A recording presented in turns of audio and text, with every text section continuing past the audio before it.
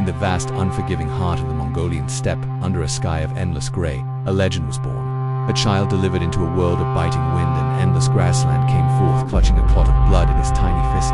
Signed, the shamans whispered of a conqueror, a unifier, a man destined to hold the world in his grasp. They named him Temujin. His arrival was marked by the thunder of 1,000 hooves. As wild herds galloped across the snow-dusted plains, nature itself heralding the arrival of its future master.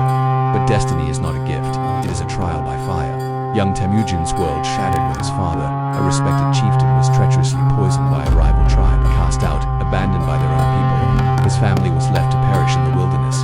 This was the first forge of his spirit. We see him, a boy with frost clinging to his face, his eyes burning with a fierce, unwilling light.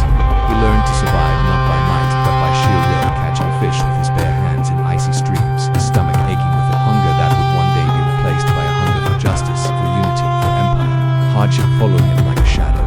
Captured by the very tribe that had forsaken his family, he became a prisoner, a boy in chains. But even in captivity, his spirit remained unbroken. Under the cold gaze of the moon, he orchestrated a daring escape. A solitary figure running across the frozen riverbanks, the sound of his own heart drumming a rhythm of defiance. Freedom was not given, it was seized. He learned early that chains are only as strong as the will of the man who wears them. Reunited with his brothers, the boy grew into a man. Around crackling fires, under a canopy of stars, they forged bonds, not of blood alone, but of shared suffering and sworn loyalty. They trained relentlessly, mastering the bow and the horse, their movements becoming one with the wild spirit of the steppe. The howl of the wolf was not a sound of fear, but a call to their own untamable nature. They were outcasts, yes, but they were a brotherhood, a nascent power rising from the ashes of the trail. Temujin's name began to travel on the wind. He was no longer the abandoned son, but a leader whose strength was matched only by his strategic brilliance. He didn't demand loyalty, he earned it. He gathered warriors not from noble clans, but from the ranks of the dispossessed and the forgotten, rewarding courage and merit above all else. With a blend of charisma, iron discipline, and a deep understanding of his rival's weaknesses, he began the impossible task, uniting the warring tribes of Mongolia. One by one, rivals became allies, and enemies were absorbed into a growing force, a nation being forged in the crucible of conflict. And then, the world witnessed the storm. Imagine epic cavalry charges, a sea of riders moving as one, their arrows singing through the air, fired with deadly precision from the backs of galloping horses. Dust clouds rising to obscure the sun, the ground trembling under the weight of their advance. Banners bearing the wolf from the falcon snapped in the wind. War drums thundered like the heartbeat of the earth, and from 10,000 throats came the roar that would make empires tremble. Mongol, this was not just an army, it was an extension of the steppe itself, relentless, unstoppable, and uninspiring. On a sacred mountain, beneath the gaze of the eternal blue sky, Temujin was crowned. He was no longer Temujin the outcast. He was Genghis Khan, the great Khan, ruler of all who lived in felt-walled tents. His armor shone in the sun, and as an eagle soared high above, it seemed as if the heavens themselves acknowledged his ascension. He had united his people. Now his vision turned outward to the world beyond the grasslands.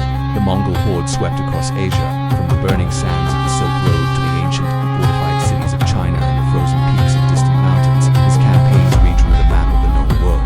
We see the terrifying efficiency of his war machine, colossal siege engines hurling destruction, flaming arrows lighting up the night sky, and the unstoppable tide of his cavalry breaking every defense. It was brutal, a storm of conquest that left devastation in its wake. Yet, beyond the battlefield, a different legacy was being built. Genghis Khan was not just a conqueror, he was a revolutionary administrator. In the wake of his armies came unprecedented order. He established the Yasa, a written code of law that governed everything from theft to adultery. He created the Yam, a remarkable postal rider system that connected his vast empire, allowing information and goods to travel with incredible speed. Trade caravans could journey from east to west in relative safety for the first time in centuries. He decreed religious tolerance, allowing Christians, Muslims, and Buddhists to practice their faiths freely within his domain, a concept unheard of in most of the world at the time. As the years passed, we see the Khan in his later life. The fire of youth in his eyes has been replaced by the deep wisdom of a man who has shaped history. In the quiet of his gear, with snow falling softly outside, he sits by the fire's glow, a solitary figure contemplating the weight of his empire. He thinks of destiny, of the blood clot in his hand, of the cost of his ambition, and of his own mortality. He had conquered the world, but even a Khan could not conquer time. His death is shrouded in the same mystery and grandeur as his life. The historical records fall silent. According to legend, his most loyal warriors carried his body to a